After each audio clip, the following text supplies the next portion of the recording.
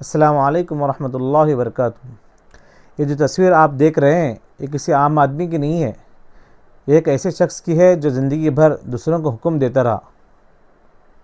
ایک طاقتور آفیسر، مگر انجام ایسا کہ آپ سن کر کانپ اٹھیں گے۔ وہ خود ایک اعلیٰ عہدے پر فائز سرکاری ملازم تھا۔ اس کے 3 بیٹے تھے، تینوں سونے کا چمچ منہ میں لے کر پیدا ہوئے اور شاہانہ زندگی گزرتی رہی۔ وقت تیزی سے گزرا اور اس کے نام کے ساتھ ریٹائرڈ لگ گیا۔ عہدے کی مدت ختم ہوئی، ریٹائرڈ ہو گئے اور اب زندگی کا سفر انتہا کی طرف چل پڑا۔ بیٹوں نے باپ کے عہدے سے خوب فائدہ اٹھایا، کہتے تھے کہ ہمیں کیا فکر، ہمارا باپ آفیسر ہے، ہمارا کام خود بخود بنیں گے، اور بنتے بھی رہے۔ ایک فون کال پر سب کچھ قدموں میں حاضر ہو جاتا تھا۔ پھر وہ دن بھی آ گیا جب بیٹے یہ بھول گئے کہ یہ وہی باپ ہے جس کے نام عہدے کی وجہ سے لوگ ہمیں سر کہتے تھے۔ باپ کسی بیماری کی وجہ سے چلنے پھرنے اور بولنے سے معذور ہو گیا۔ بیٹے کہنے لگے اب تو باپ کی کمزوری دیکھی نہیں جاتی۔ ایک بیٹے نے کہا ابا کی جائیداد و مال کی تقسیم کرتے ہیں، نہ جانے کب مر جائے۔ اور ایک بیٹے نے کہا اب تو شرم آتی ہے بتاتے ہوئے کہ لوگ کیا کہیں گے جب دوست آتے ہیں تو سامنے بوڑھا پڑا ملتا ہے۔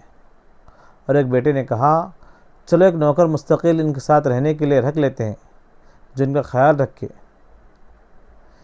ایک دن نوکر بھی آ گیا اور اسی گھر کے ایک کمرے میں باپ کو فرش پر گدا لگا کر دیا گیا۔ نوکر کو کہا کہ اس کا پورا خیال رکھنا، ہمیں کوئی شکایت نہ ملے۔ بیٹوں کی شادیاں ہو چکی تھیں اور اب تینوں نے مل کر فرانس گھومنے کا پروگرام بنا لیا کہ گرمیوں کی چھٹیاں وہیں گزاریں گے۔ ہر جگہ اپنا تعارف ایک آفیسر کے بیٹے ہونے سے شروع کرتے۔ نوکر کو تاکید کی کہ ہماری 3 ماہ بعد واپسی ہوگی، تم بابا کا پورا خیال رکھنا اور وقت پر کھانا دینا۔ سب چلے گئے۔ وہ باپ اکیلا گھر کے کمرے میں لیٹا سانس لے رہا تھا، نہ چل سکتا تھا، نہ خود سے کچھ مانگ سکتا تھا۔ نوکر گھر کو تالا لگا کر بازار سے بریڈ لینے گیا تو اس کا ایکسیڈنٹ ہو گیا۔ لوگوں نے اسے ہاسپٹل پہنچایا تو وہ کوما میں چلا گیا اور وہ کوما سے ہوش میں نہ آ سکا۔